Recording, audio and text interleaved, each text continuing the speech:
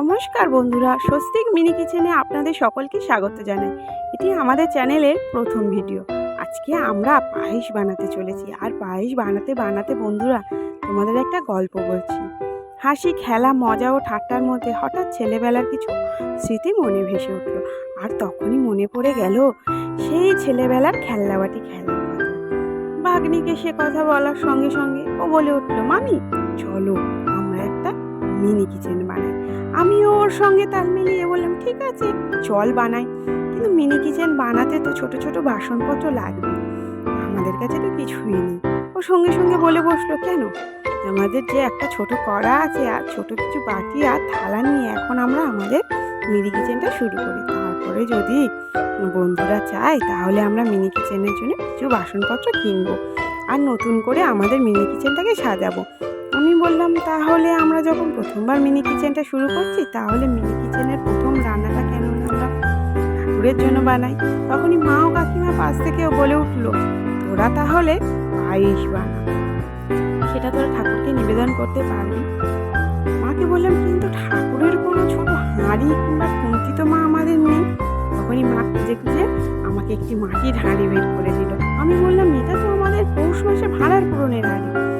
মা বললো, হ্যাঁ এটাই সেটা, আমি ওটাকে গুছিয়ে রেখেছিলাম, কিন্তু মা পায়েসটা নাড়বো কি দিয়ে? মা বললো, কেন, খেজুরের ডাল দিয়ে যেমনটা আমরা রান্না পুজোয় করে থাকি। বেশ, আমি আর ভাগ্নে দুজনেই লেগে পড়লাম রান্নার কাজে। এটাই ছিল বন্ধুরা আমাদের মিনি কিচেন তৈরির গল্প।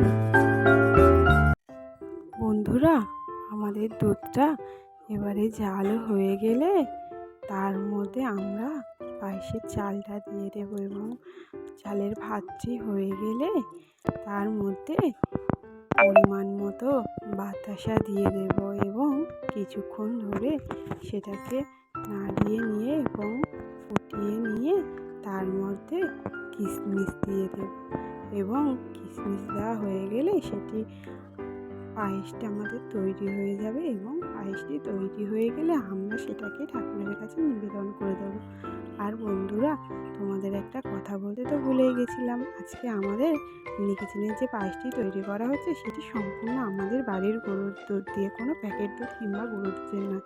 আমাদের ভিডিওটি যদি আপনাদের ভালো লেগে থাকে তাহলে চ্যানেলটিকে সাবস্ক্রাইব করে দেবেন এবং আমাদের মিনি কিচেনটাকে নতুনভাবে সাজানো দেখতে হলে আপনারা কমেন্ট করুন।